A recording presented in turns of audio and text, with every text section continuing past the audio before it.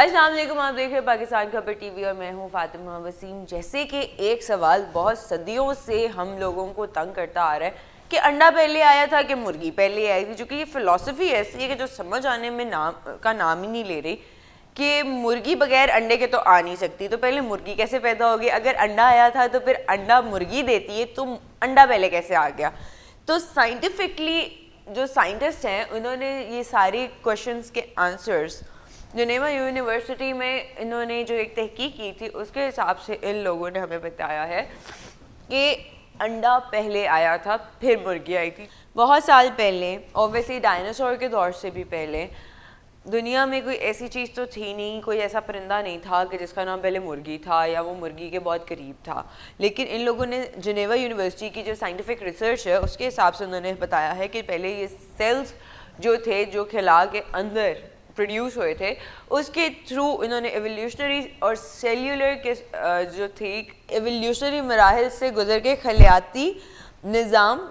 पे जीता होता चला गया इनका, क्योंकि इसमें ये चीज़ कंफर्म ही नहीं हो रही थी कि पहले मुर्गी आई है या अंडा आया है। क्या मुर्गी के दीगर परिंदे डायनासोर में तब्दील हो गए थे? मुर्गी बेसिकली जो परिंदा है, या आप इसे कह सकते हो कि उन्होंने जो परिंदे का नाम दिया है,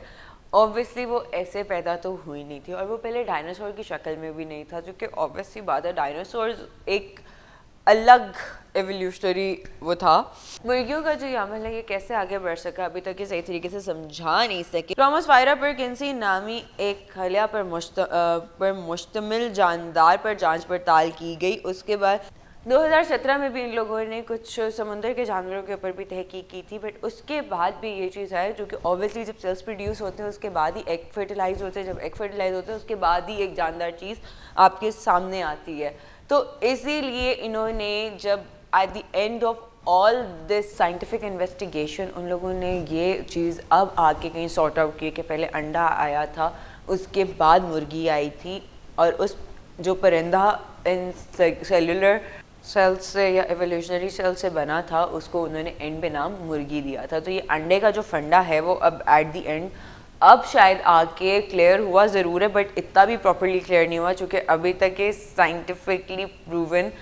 नहीं है या फिर वो प्रूव करने की कोशिश कर रहे हैं। So there are different investigation done by different scientist all around the world. अब अगली तहकीक क्या आती है वो हमें भी नहीं पता, तो इसीलिए कमेंट सेक्शन में आप भी मुझे इस बात का जवाब दें कि पहले अंडा आया था या मुर्गी आई थी। तो इसी के साथ मुझे दीजिए इजाज़त, इंशाल्लाह जल्द हाजिर होंगी, तब तक के लिए अल्लाह हाफ़िज़।